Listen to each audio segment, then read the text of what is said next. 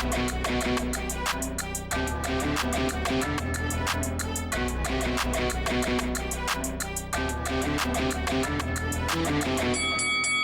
guys, welcome to Boxing Squared for boxing news and views from around the internet. And another heavyweight news and notes mashup video today, starting with Michael Hunter, who's ramping up his call out of Joseph Parker, saying on social media, "Get me this Joseph Parker tune-up," and then adding Sky Sports, Adam Smith from Sky Sports, and Boxer, the promoter of Joseph Parker.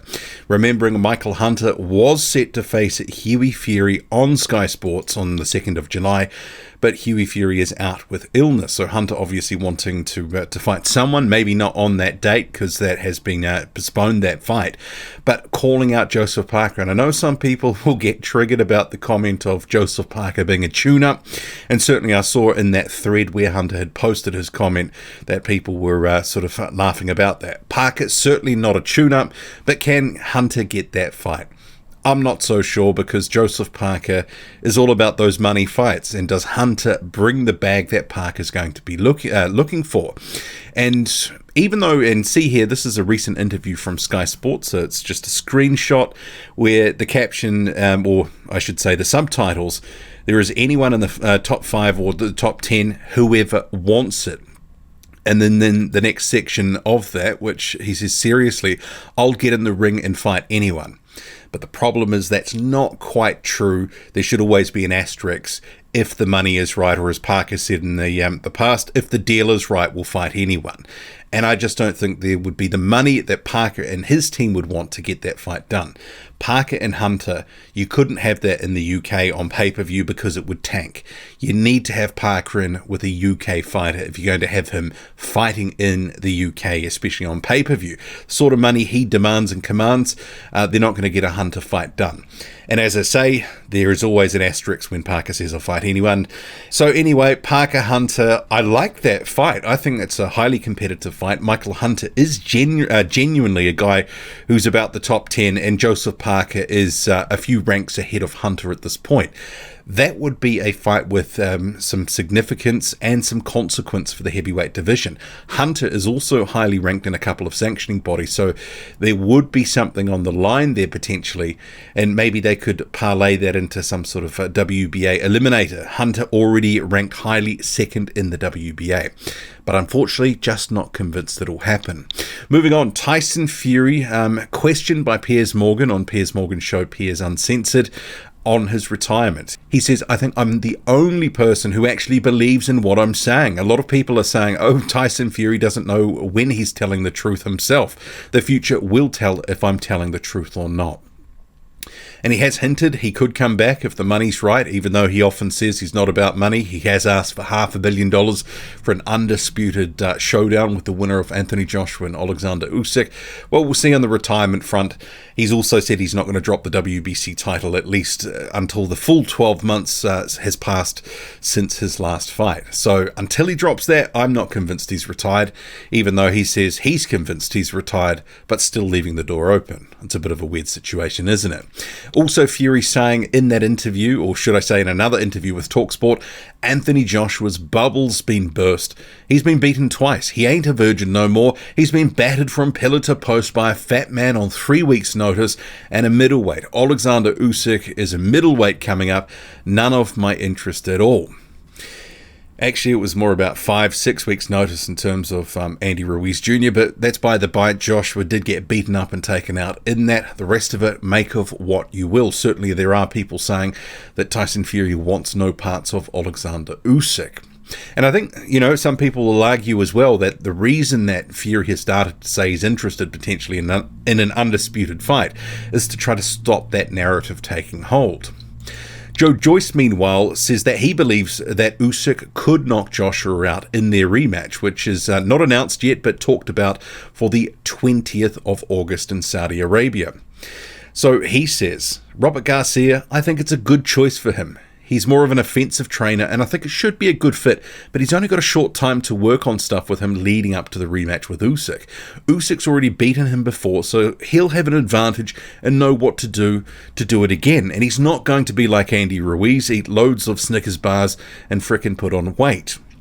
He's going to war, apparently. Word on the street is he might have been training the whole time, so he'll be in a good place coming in. He'll know what exactly to do to beat Joshua again. It's up to Joshua to make the fight how the fight should have been and correct his mistakes. I don't know, maybe Uysk can knock Joshua out. Let's see how the fight goes. It's an exciting fight to watch, and I'm excited to watch it. And it should be a really interesting test, because what can Joshua do in the time since he lost that first fight?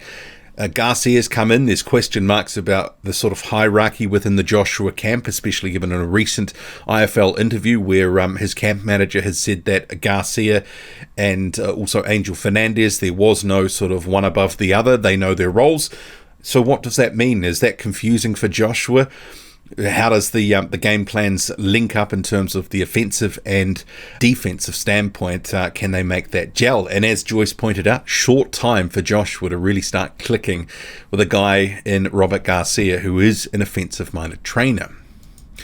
Johnny Fisher is set to return in August on a Matchroom card, and he has actually been training with Derek Chisora. And some of you may have seen this photo around on social media.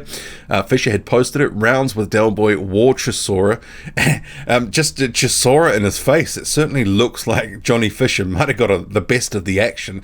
Chisora just looks kind of when you're about to get sick and you can feel yourself coming down with stuff, and people say to you, "Are you okay? You look a little bit peaky." Chisora kind of looks like he's sort of taken the come off second best in that sparring action, just with that look on his face. It doesn't look like he came out on top on that.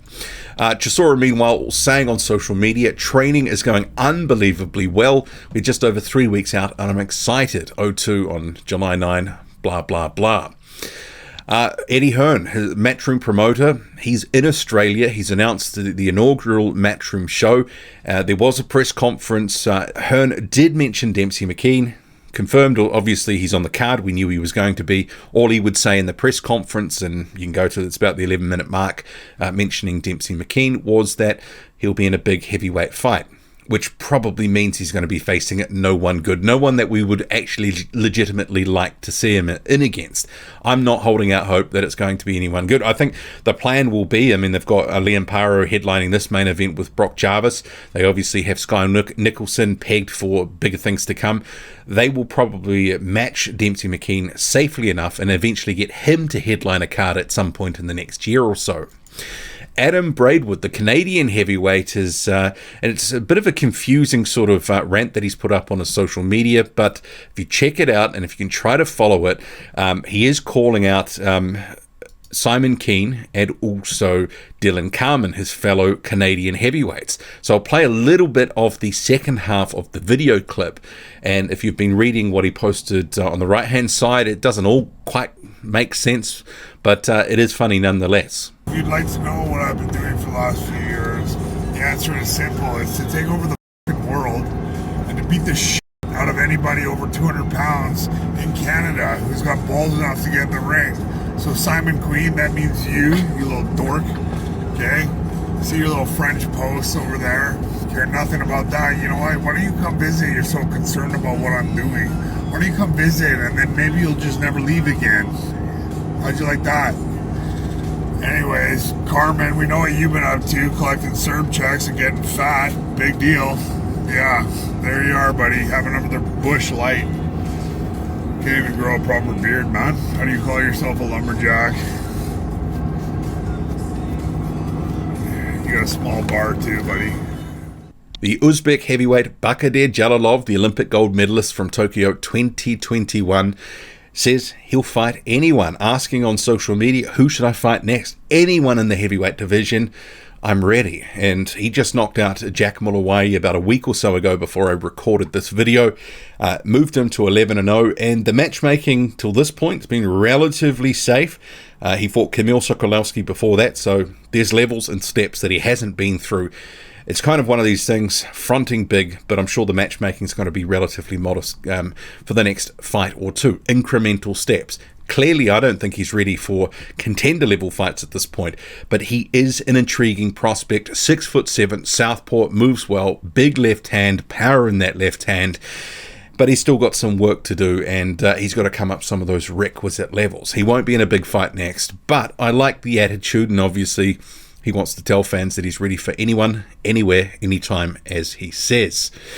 Solomon Dakis has shared a progress update, and this is following shoulder surgery which he had last year. He says it's been a long road back on the left, a week after the shoulder surgery in December to a month out from getting back in the ring, pushing through the pain and getting stronger each week. And you see the progress, December 2021 on the left-hand side of the post, and this is June 2022. He says, I'm putting in serious work and leaving no stone unturned. July 9, you'll see what I mean. Shout out to my team pushing me to get right every day. So he's only got a few fights on the ledger at this point. Also someone who fought Kamil Sokolowski, that was last year. He actually dealt with him pretty handily enough, but he was fighting through an injury at that time to his shoulder. So on the road to recovery, and I guess we'll see where he's at in his next fight. No opponent yet, as I understand it, but we'll see what they do put forward.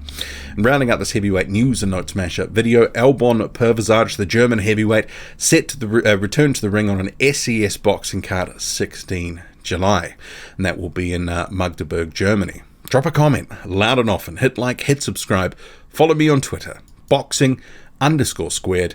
I'm out.